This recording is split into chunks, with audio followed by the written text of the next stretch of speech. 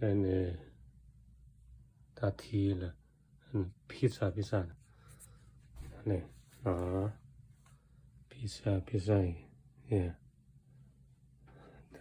ta thi là nó là pizza này đó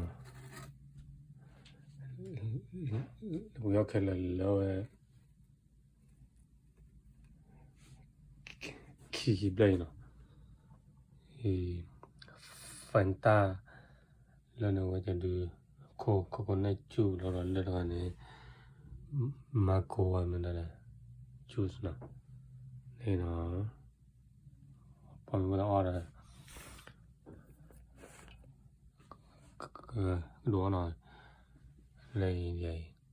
Fanta nó thì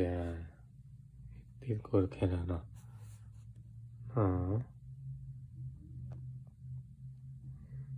này nó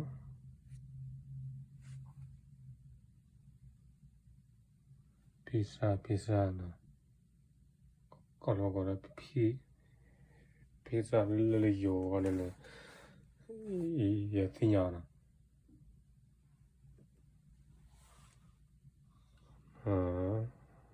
mình đã order rồi ý cái đó什么来回来này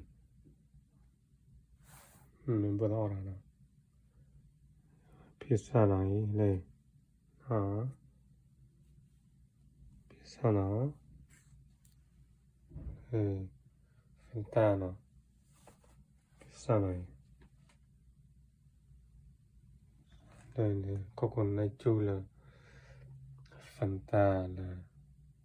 mango chứ nó ok bye bye